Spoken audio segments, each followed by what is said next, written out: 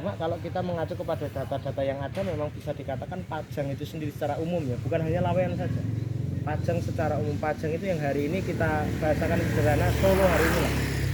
Itu memang awal Islamisasi bisa dikatakan itu menurut data yang ada itu ya dari sini, masjid ini. Makanya masjid ini berstatus sebagai selain menurut saya selain sebagai masjid tertua di Solo Raya, di Solo ya.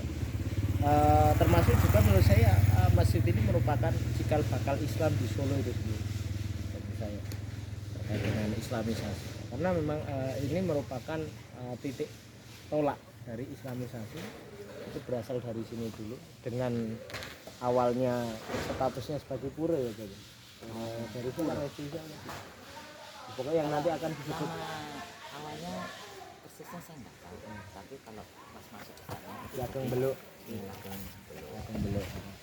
Jadi ini adalah hasil dari diskusi antara Ki Ageng Ngenis dengan yang nanti akan berubah sebutan menjadi Ki Ageng Beluk. Jadi Ki Ageng Beluk ini kan dulunya kan Yahudi.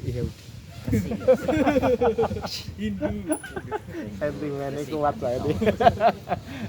Hindu.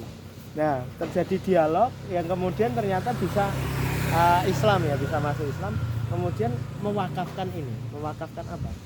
Puranya untuk kemudian dialih fungsikan menjadi langgar. Dari yang awalnya sanggar ya, sanggar berubah menjadi langgar. Masjid. Oh iya.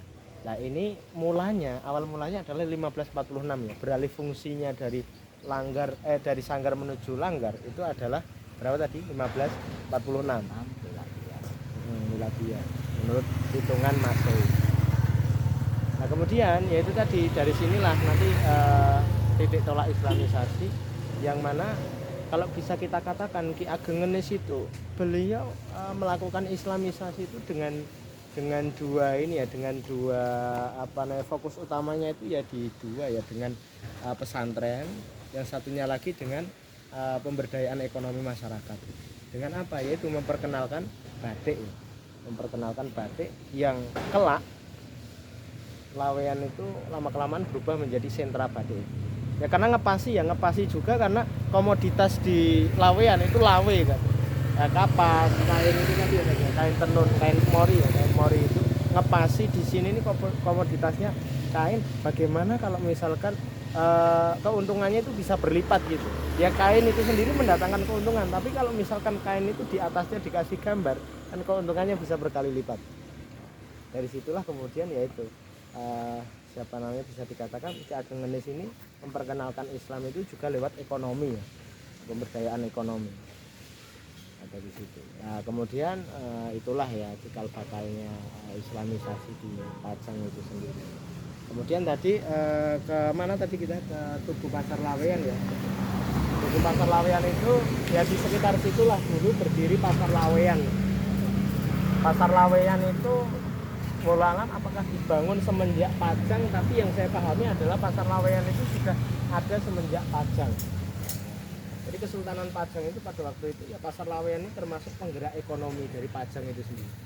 Dengan komoditasnya itu tadi kain yang kemudian nanti dengan munculnya tokoh Ki Ageng Ngenis ya, kain itu kemudian ditransformasikan menjadi batik itu sendiri. Sehingga itu tadi ya menjadi penggerak ekonomi, bukan hanya penggerak ekonomi Laweyan saja, tetapi juga penggerak ekonomi negara ya. Karena status Laweyan ini ya sebagai ya kayak itu tadi lah yang kita dialogkan itu seperti kaumannya apa tadi Pajang, kayak kaumannya Pajang lah bisa dikatakan. Lah dari kain-kain itu tadi ya, dari batik-batik itu tadi yang diproduksi di Laweyan sini, termasuk juga dipasarkan di Pasar Laweyan itu, sebagian juga ada yang diekspor.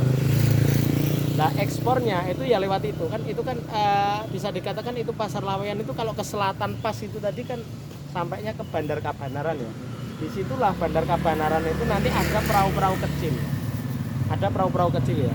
Berarti kan ya ke sana tadi ya. Nah itu ada perahu-perahu kecil yang fungsinya untuk mengangkut barang-barang dagangan Laweyan. Nanti diarahkan kemana? Diarahkan ke Gresik kan.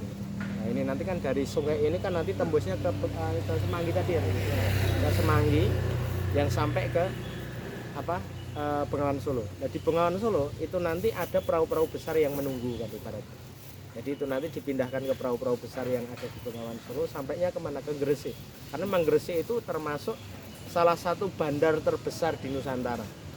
Mungkin setelah Malaka tadi. Mungkin setelah Malaka Gresik. Sebelum nanti disaingi oleh Demak, Jeporo. Jadi sebelum adanya Demak, sebelum adanya Jeporo, sebelum adanya Pati itu Gresik itu bisa dikatakan sebagai salah satu bandar terbesar, pelabuhan terbesar ataupun kota dagang terbesar di Nusantara.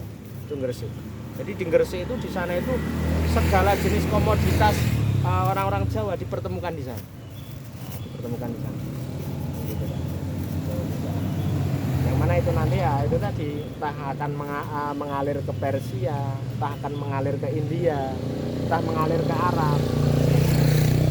Australia enggak ya karena masih aborigin. Aborigin orang kenal ini. Dan juga lautnya kan karena laut samudra ya.